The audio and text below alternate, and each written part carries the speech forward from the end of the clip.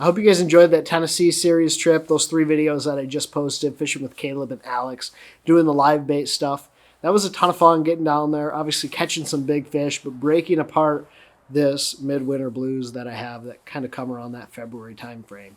So right now we're in early February, and I wanted to talk about some lessons that I learned from 24, some things that I noticed that will hopefully give you guys some things to think about going into 25 that will set yourself up for success this season. And there's really 4 main points and 4 things that I took away from 2024 that I'm going to carry into this season that will help me be a better angler and maximize my time on the water.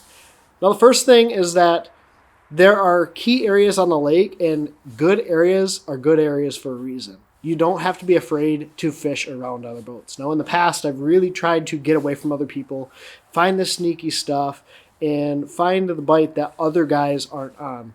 And quite frankly, it burned me in that whole lake tournament this year because I tried to find something that I didn't need to go find when I knew the area of the lake that was probably going to be good. It's like St. Clair, Anchor Bay, we knew was going to be good going into that tournament.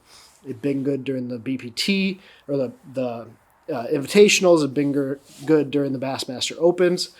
There were just a lot of tournaments leading up to that told us that Anchor Bay was going to be the place to be if you wanted to have success. So we practiced there. We figured out a bite there and then figured out something off of that. But there's a lot of areas on the lake that are good for a reason. They're community holes for a reason because they hold a lot of fish, and that's where a lot of fish are at.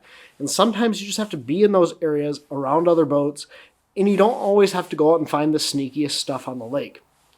It's burned me so much in the past trying to go out and find the sneaky stuff. Do something totally different than what everyone else is doing.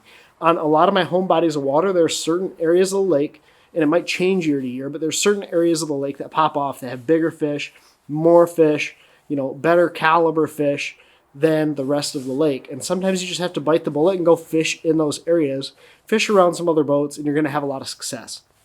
You guys also saw it in that fall trip that I took with Jake and Durds and Ron, but we fished in an area with a ton of boats, and we maximized those schools of fish to have some of the best days on the water I've had in probably a couple of years. But we fished in a highly productive area, and there's a lot of boats there for a reason, because that area is good. Same thing with Hubbard. Pretty much same thing throughout the year. There are good areas on the lake, and they're good for a reason. Now, with that said, how do you maximize those areas? And that leads me into point 2, which is pay attention to the details and really use stealth in your favor.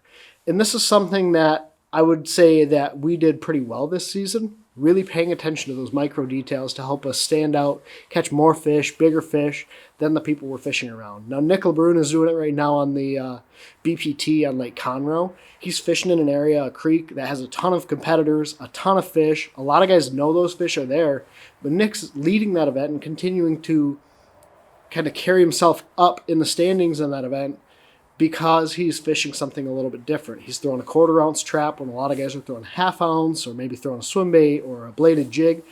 Nick is doing something a little bit different, paying attention to those micro details to help him dial in those specific grass areas where those fish are keying on to stand out from the rest of the anglers. We did it on Hubbard Lake, figured out a sneakier bed fishing deal that some other guys weren't on, some baits that would allow us to catch those fish a little bit more quickly, paying attention to those micro details, using stealth in our favor, paying attention to the way the wind is blowing so we can position the boat so we're not, causing a lot of boat slap, or using the wind to drift us across an area so we don't have to touch the trolling motor as much.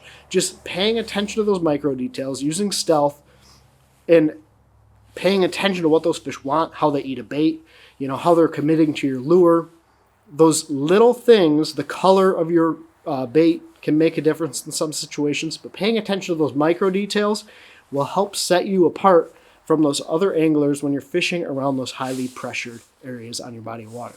Now, I'm sure you guys, just like me, want to go out and catch as many fish as possible, the biggest fish you can possibly catch day in and day out.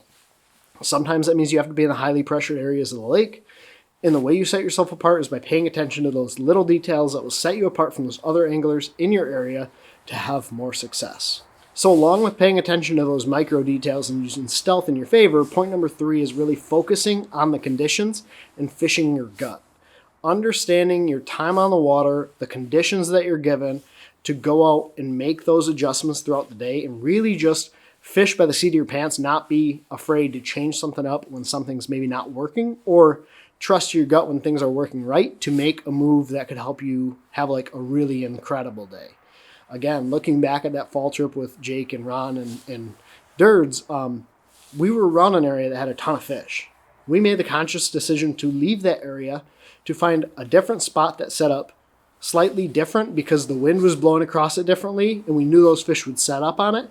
We got off of the pattern that we had been on the first 2 days, started drop shotting some deeper water areas where some fish were setting up because that current was pushing across it in a certain direction. But paying attention to those conditions, really fishing by the seat of your pants, trusting your gut, and a lot of that comes from time on the water, being able to read the conditions, what's going on. If wind, let's say the wind is blowing out of the west one day and you're catching them really good, and then it's blowing the opposite direction the next day, paying attention to the way that wind is blowing, the sun is coming down on an area. If it's overcast and cloudy, those fish may act differently. Fish the conditions you're given, trust your gut and your judgment, try different things, and keep yourself in check. And it can also help you kind of maximize an area or maximize those highly pressured areas that you're fishing around other guys who maybe are fishing the same pattern over and over and over. And then point number 4 is that a lot of times an area is a lot better than a single waypoint. And I think one thing, especially with forward-facing sonar, you get so dialed into having a waypoint to fish, a rock pile, a grass patch, a jetty, a stump on the bottom that you want to fish. It's a single waypoint where fish are setting up. A lot of times there are fish in that area and you can really expand on that spot beyond just that singular waypoint. This is something I found myself doing a lot. I really obviously enjoy live scope fishing, enjoy scoping fish on single waypoints. But if you kind of expand your horizons, slide off of that spot, you can find typically, different secondary locations for those fish to set up. And in some cases, better spots than that singular waypoint. This fall, for example, I came across a rock pile that had a bunch of fish loaded up on a certain side of it based on the way the current was blowing across it. And I thought it was just that single spot that was holding those fish. But as I kind of fished around that area, I located 3 or 4 more sweet spots where I was able to catch fish. So you might have a sweet spot or a waypoint, but a lot of times you can maximize a school by fishing in the area around that waypoint. So keep in mind that while you're fishing in these groups of boats, while you might have a waypoint that you want to fish, a lot of times that entire area can be pretty good. Sometimes fishing off of the waypoint or the spot can give you something sneaky or something a little bit different that will help you maximize an area. Perspective mode and side imaging has really helped me figure this out quite a bit, but a lot of times spots are bigger than a singular waypoint.